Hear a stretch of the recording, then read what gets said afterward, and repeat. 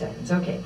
Let's go to the 90-second final wrap-up statement from each candidate. We will begin with Ms. Brown, and the prompt question is, what health and social service issue will you work on, what health and social service issues will you work on if elected to office? And you have 90 seconds each. Ms. Brown.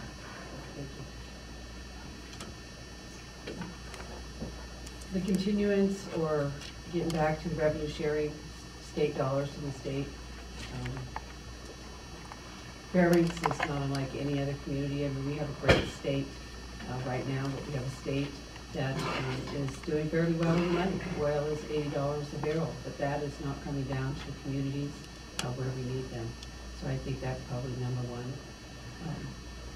My personal interest, I think, is quite varied. I 20 years ago started the Interior AIDS Association, so that means that's an interest, but I think working with our youth, after-school activities, personal issues, but I think funding for all of them and making sure that we have them.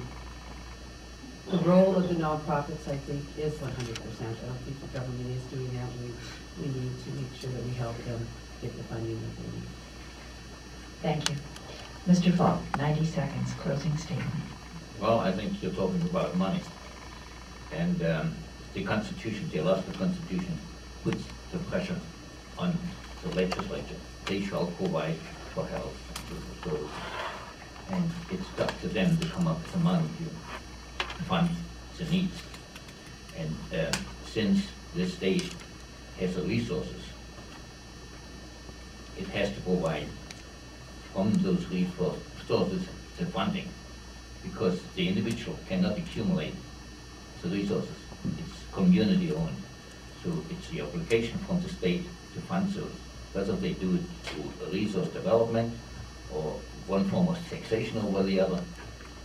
The financing primarily has to come from the state, and they have to do it equally throughout the state. And only services above what the state is providing is going to be provided locally by the taxpayer. But most important, most seconds, good.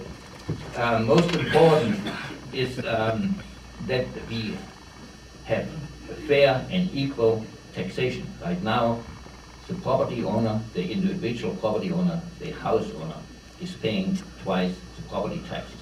And the only way you could justify an equalization is by raising the exemption, the property exemption, from maybe $100,000 to $250,000, and maybe even for the vendor, because they are paying double taxes too. Thank you. Thank you. Mr. Swanson. If I remember the question correctly, it was what type of social services would be a focus in reference to our area here in the borough. Mm-hmm. It seems like we do have some issues with children that are not graduate, about 58% dropout rate in our schools, or something like that. I heard it earlier. I do know we do have a high dropout rate. We have homeless children. We have this constitutes a lot of crime that's being committed. It helps. This is a root of the problem of alcoholism and drug abuse, and I really believe that we need to start focusing on this group of need. This group that's in need is really our younger generation, is our junior high and high school students. We need to show them a positive future. We need to help build up their positive belief that there's something to work forward to. We need to start encouraging and help our school systems fight this. We need to start educating them on failures involved in alcohol and drug abuse. We need to definitely provide some type of social program to help net and catch these children that do fall through the cracks, so they can become a more esteemed product of our society instead of just being kicked to the curb. Thank you. Thank you. Ms. Wilson.